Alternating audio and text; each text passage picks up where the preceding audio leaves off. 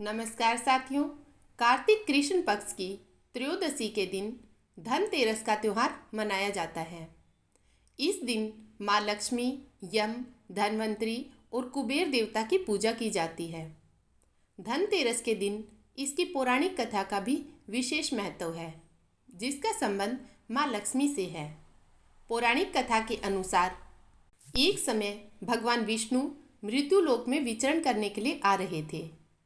लक्ष्मी जी ने भी साथ चलने का आग्रह किया।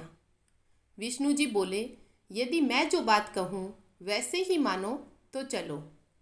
लक्ष्मी जी ने स्वीकार किया और भगवान विष्णु लक्ष्मी जी सहित भूमंडल पर आए। कुछ देर बाद एक स्थान पर भगवान विष्णु लक्ष्मी से बोले कि जब तक मैं न आऊँ तुम यहीं ठहरो। मैं दक्षिण दिशा की ओर जा रहा हूँ, तुम उधर मत आना।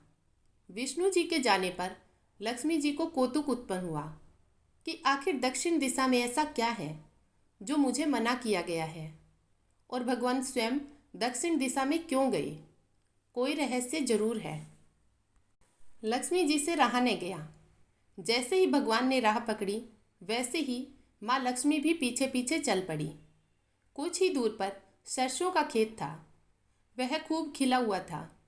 वे उधर ही चली गई। सरसों की शोभा से वे मुग्ध हो गई और उसके फूल तोड़कर अपना श्रृंगार किया और आगे चली। आगे गन्ने का खेत था। लक्ष्मी जी ने 4 गन्ने लिए और रस चूसने लगी। उसी क्षण विष्णु जी आए और यह देख लक्ष्मी जी पर नाराज होकर श्राप दिया कि मैंने तुम्हें इधर आने से मना किया था, पर तुम न मानी और यह किसान की चोरी का अपराध कर बैठी। अब तुम उस किसान की 12 वर्ष तक सेवा करो और इसे सजा के रूप में स्वीकार करो। ऐसा कहकर भगवान उन्हें छोड़कर क्षीर सागर चले गए। लक्ष्मी किसान के घर रहने लगी। वह किसान बहुत गरीब था।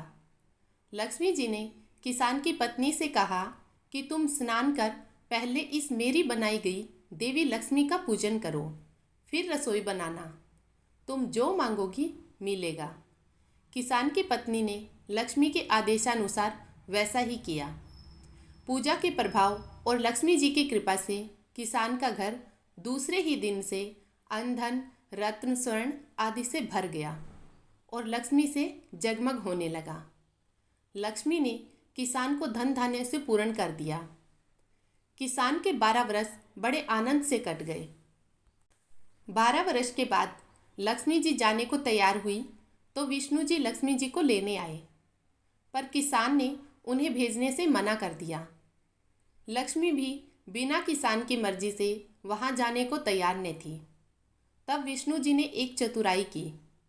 विष्णु जी जिस दिन लक्ष्मी को लेने गए थे उस दिन वारुणी पर्व था। इसलिए किसान को वारुणी पर्व का महत्व समझाते हुए भगवान ने कहा कि तुम परिवार सहित गंगा में जाकर स्नान करो और इन कोड़ियों को भी जल में छोड़ देना। जब तक तुम नहीं लौटोगे तब तक मैं लक्ष्मी को नहीं ले जाऊंगा। लक्ष्मी जी ने किसान को 4 कोड़ियाँ गंगा में डालने को दे दी। किसान ने वैसा ही किया। वह सपरिवार गंगा स्नान करने के लिए चला गया। जैसे ही उसने गंगा में कोड़ियाँ डाली वैसे ही 4 हाथ गंगा में से निकले और वे कोड़ियाँ ले ली। तब किसान को आश्चर्य हुआ कि वह तो कोई देवी है। तब किसान ने गंगा जी से पूछा, हे माता, ये 4 भुजाएं किसकी है? गंगा जी बोली, हे किसान, वे चारों हाथ मेरे ही थे। तूने जो कोड़ियाँ भेंट दी है वे किसकी दी हुई है? किसान ने कहा, मेरे घर जो स्त्री आई हुई है उन्होंने ही दी है। इस पर गंगा जी बोली कि तुम्हारे घर में जो स्त्री आई है वह साक्षात लक्ष्मी है और पुरुष विष्णु भगवान है। तुम लक्ष्मी को जाने मत देना, नहीं तो तुम निर्धन हो जाओगे।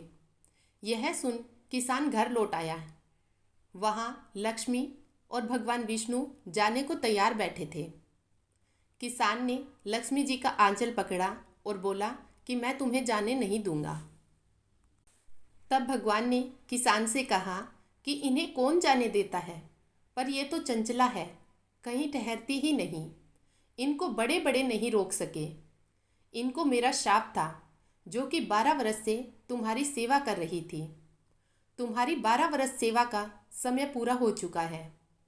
किसान हठपूर्वक बोला कि नहीं, अब मैं लक्ष्मी जी को नहीं जाने दूंगा। तुम कोई दूसरी स्त्री यहाँ से ले जाओ। तब लक्ष्मी जी ने कहा, हे किसान, तुम मुझे रोकना चाहते हो तो जो मैं कहूँ वैसा करो।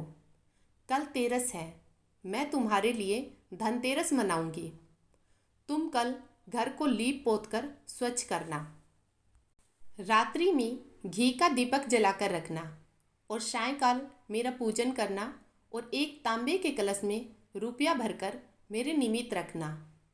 मैं उस कलश में निवास करूंगी, किंतु पूजा के समय मैं तुम्हें दिखाई नहीं दूंगी। मैं इस दिन की पूजा करने से वर्ष भर तुम्हारे घर में से नहीं जाऊंगी। मुझे रखना है तो इसी तरह प्रतिवर्ष मेरी पूजा करना। यह कहकर वे दीपकों के प्रकाश के साथ 10 दिशाओं में फैल गई और भगवान देखते ही रह गए। अगले दिन किसान ने लक्ष्मी जी के कथानुसार पूजन किया। उसका घर धन धान्य से पूर्ण हो गया। इसी भांति वह हर वर्ष तेरस के दिन लक्ष्मी जी की पूजा करने लगा। जय माँ लक्ष्मी।